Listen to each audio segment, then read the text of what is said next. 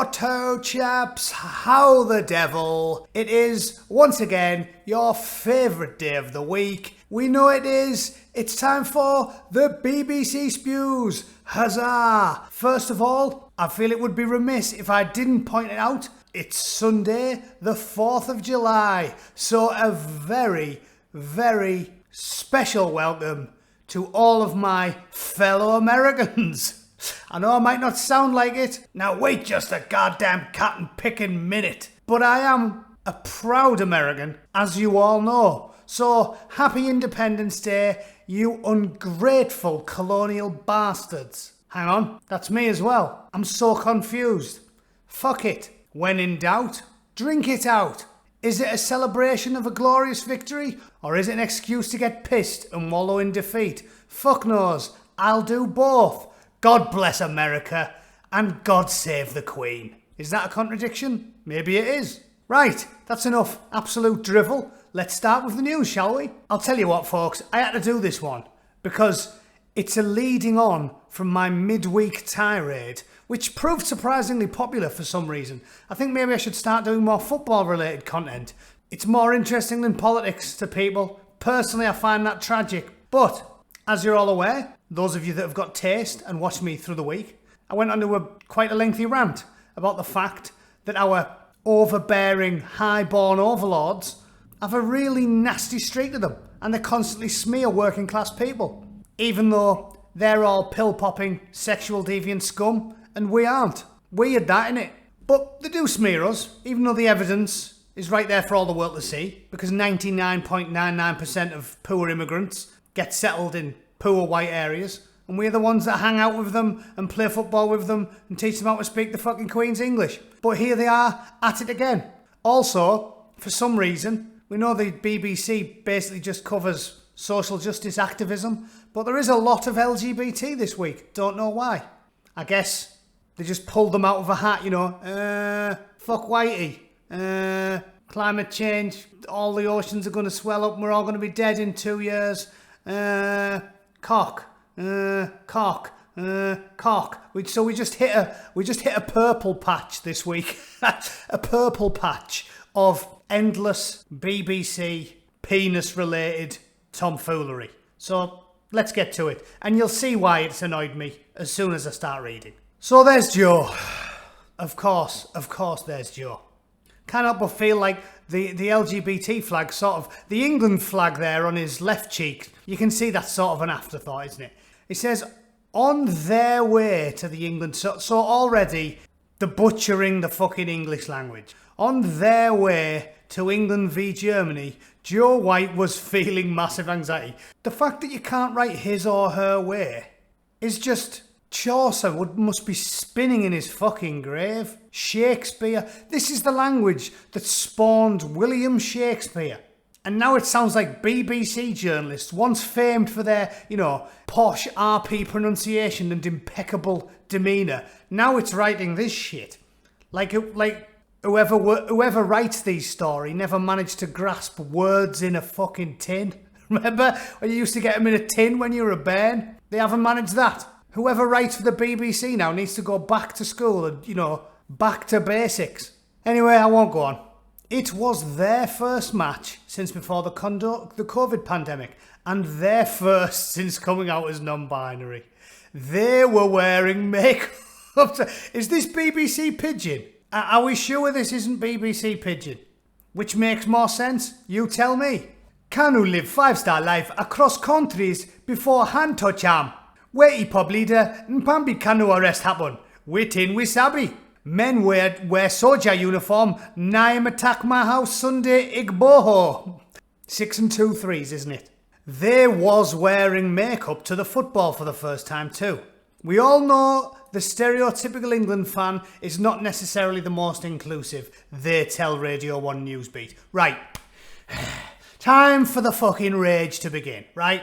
We don't know that. Middle class, Guardian readers, independent journalists, and BBC thundercunts. No, the stereotypical England fan isn't the most inclusive because they are obnoxious, upper crust, university educated hornblowers of the highest degree, and they have utter contempt, scorn and hatred for the people that line their fucking pockets, right? Let's just have that said right off the bat. And second of all, they contradict themselves in their own pissing story. Also, third of all, it's on Newsbeat, which I always notice and it alarms me. Why are they obsessed with constantly drilling LGBT stuff to children? Again, I'm not anti-LGBT, I never have been. But there has been polling to suggest that it's getting less popular. Support for the LGBT community is dropping. And it's because of things like this. Never ever dreamt of being against the LGBT community. I'm a young, godless English chap raised in the 1990s. Nobody cares about this stuff. But if you insist on ramming it down children's throats constantly, stuff that we're not comfortable with heterosexual people doing, right? You see people dressed up as gimps, flailing their spiky dildos around outside primary schools, stood outside Greg's, fisting the boyfriend. I'm not comfortable seeing heterosexual couples doing it. Nobody is. I don't want to see a straight couple fucking each other in the middle of the high street. Again, this is not controversial. YouTube watchers go, oh my god, it's hate. It's not hate. We don't want to see straight people fucking in the streets, wearing leathers, whipping each other, gimp masks. It's fucking weird. Why do you do this to me? Frankly, I think straight couples over the age of 50 should be banned from having sex, because I don't want to watch geriatrics thrusting inside one another. It's fucking pervy, which only gives me 9 years left. Tough shit for me then, eh? It's fine. I'll take lots of cold showers and read the Financial Times instead. I couldn't give a shite. But it's really, really fucked up. And of course people are getting less tolerant because they now view it as threatening. Right? We don't want to see straight couples fucking in the streets. It's highly illegal. If I try bumming my missus over a park bench, the police will have something to say about it. So why the fuck is it okay for two guys dressed as bikers to roger each other senseless in the middle of the fucking street? Why? Is that controversial? Please.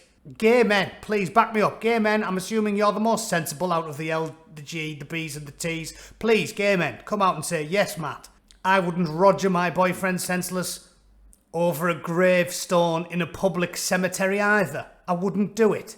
It's weird. Do whatever you want in the bedroom. I support your right to do that. I support gay marriage. Two fucking men want to be as miserable as I bastard am. Knock yourselves out, lads. But I don't support you consummating the marriage in McDonald's. Not fucking controversial unless you're a psychopath. Anyway, went on a rant there. We all know the stereotypical England fan is not necessarily the most inclusive. I'll leave it. But they didn't encounter any stereotypical England fans whilst watching their team. It was an absolutely amazing day. I had some really lovely chats. Absolutely no problem from any fans whatsoever. So, there's the fucking slur. There's the fucking rebuttal. Right? I mean, there you fucking go. This is what I'm talking about. Absolute horse shit. Joe, smell the shit that you is shoveling. You stupid pair of twats. Is that... I don't know how it works. We'll just leave it there. So we don't know, you know, because you work for the BBC and you're a cunt. Fortunately, real life intervenes 3 seconds later and proves you wrong, you bigoted middle-class bastard. So let's just draw a line under it, right? If you want to hear more on this subject, go and watch last week's the midweek stream. But I'm sick and tired of it. We're better than you. Working class, football-going public is better than you. Judgmental, overbearing, obnoxious, prejudiced, bigoted, Guardian, BBC, lefty fucking arsehole. And there's Hazza showing his fucking flag off for everyone to see. Well, good, yeah, I don't want to see anyone getting harassed for being gay. But can we go back to common sense of the 1990s, where, yeah, of course you didn't get harassed when you were going to football, but nobody saw fit to wear arseless chaps in Aldi. Although Aldi probably sells them next to the beans because that's fucking Aldi. Don't get it. Went in to buy a sandwich. It's next to a lawnmower. Fuck knows. A pride symbol vandalised in Canada's prettiest little town. Right, again, this is cock week, ladies and gentlemen. Don't think I'm going looking for it. It just pops up, right? These aren't old stories. They're just everything you click on. Cock. You can't get away from it. More pricks than a second-hand dartboard. I could have 10 orifices and I would be airtight by now. You just can't get away from cock. It's impossible. Also, this is onto something, the same vein that I've talked about many times. How they turn non-stories into stories on the BBC. They make stories every week. So-and-so got insulted on Twitter. Ooh, this person got a slur on Facebook. Yes, there's 90 fucking million people on it every hour. It's not news. And once again, this isn't news. A pride symbol vandalised in Canada's prettiest little town. Well, so what? I don't think you should vandalise anything. Pride symbols included. But it's not news, is it? Guess what? Teenagers are little twats. They vandalise things. They don't care. That's just what they do. Doesn't mean they're going to commit a hate crime.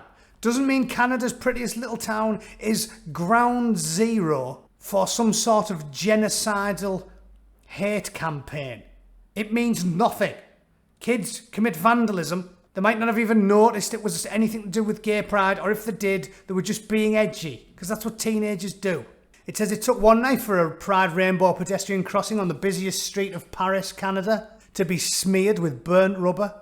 Was a rainbow a bridge too far for the town? Or is a new era of progressive politics forcing Paris to change its stripes? Oh my fucking God. It really is just that then, right? Paris's damaged pride pedestrian crossing. So there's no possible way that could have just happened because it's a pedestrian crossing and some people drive like cunts, right? There's no chance of that. That trifling bit of rubber, right? The rubber comes from a tyre. When they said, ooh, burnt rubber, I was like, what? Has someone took the time to melt 500 rubbers and then splosh them on it? Like, no, you mean a pedestrian crossing's got tyre marks on it? Fucking hell, call the police. A pedestrian crossing's got tyre marks on it? Holy shit.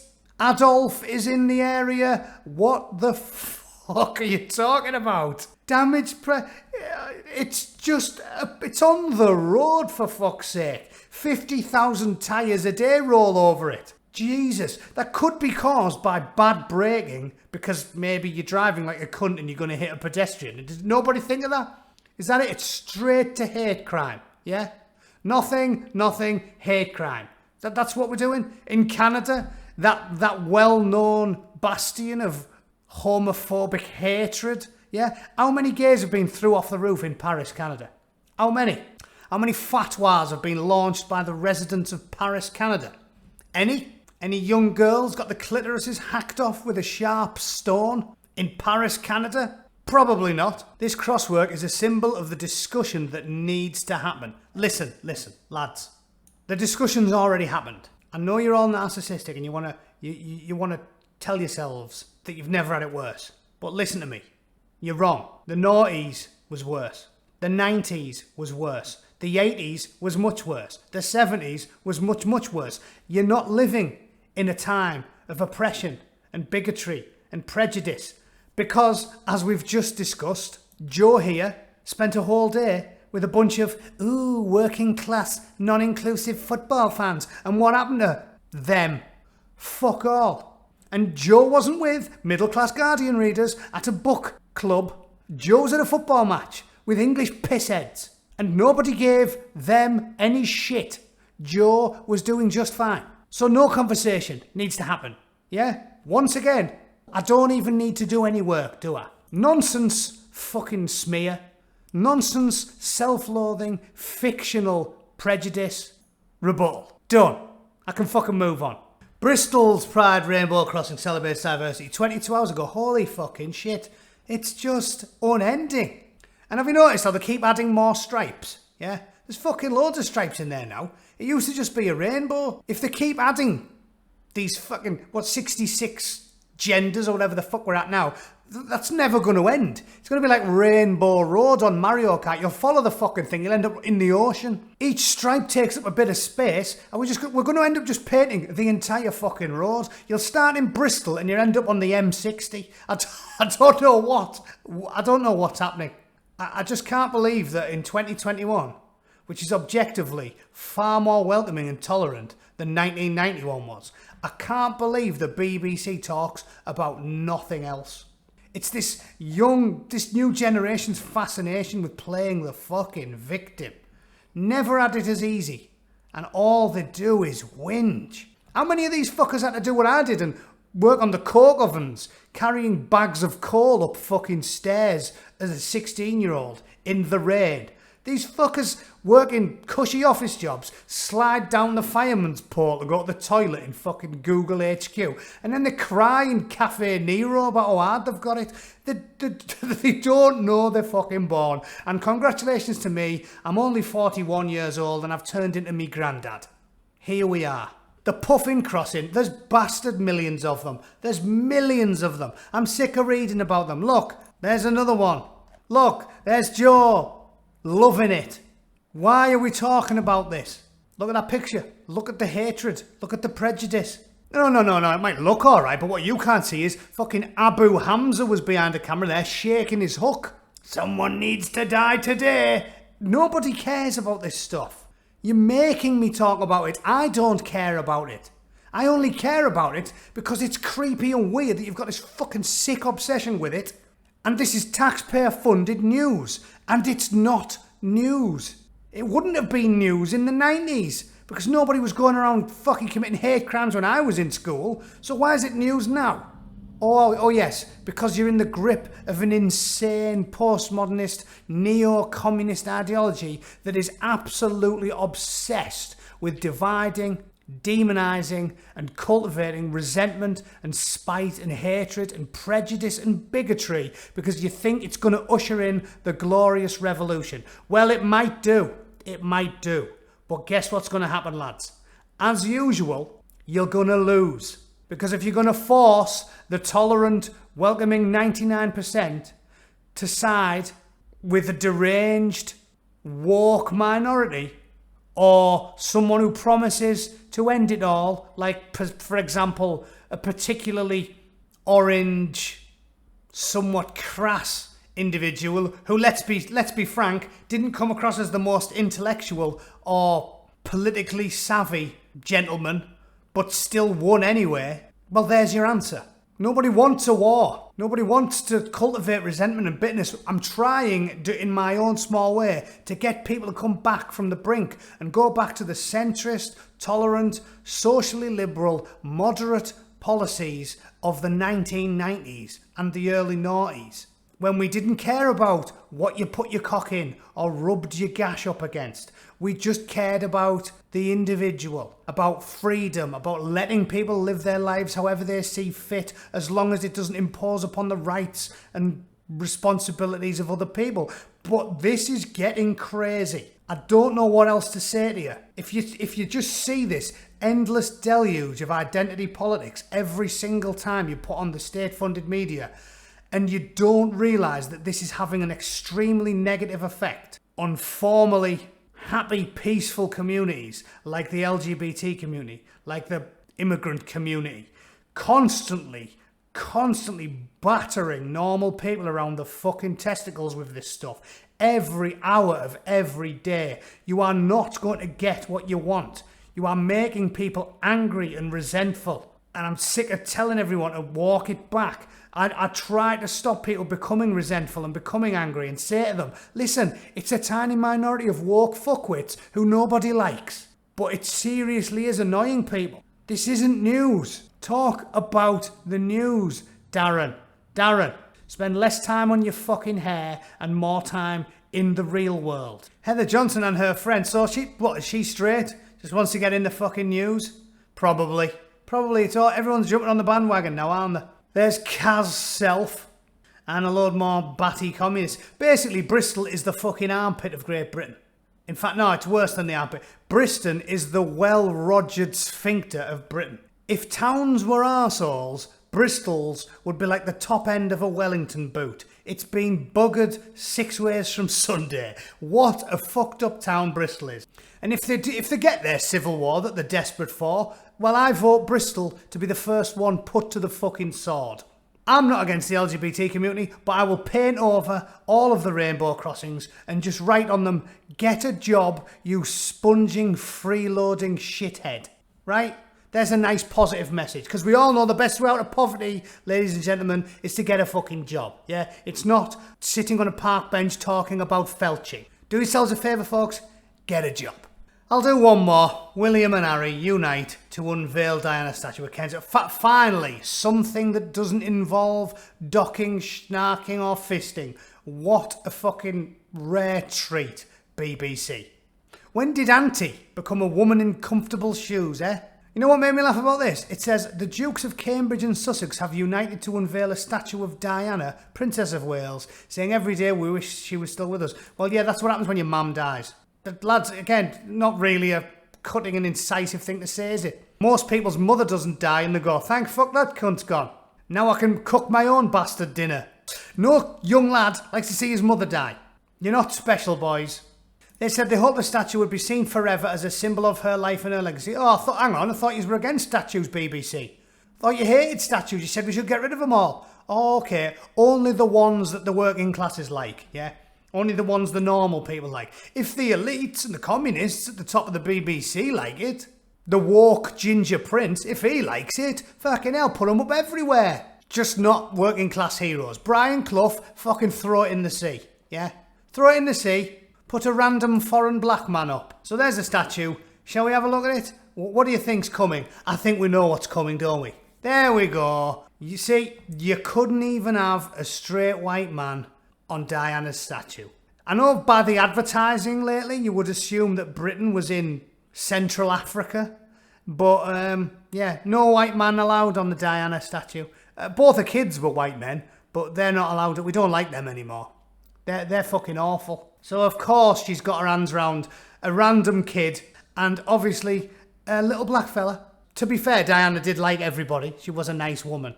But I think it's obviously on purpose, isn't it? They don't mind white women. They'll come for them when they've destroyed all of the white men, right? Because they're second on the victim pyramid. So, they're going to annihilate the white men.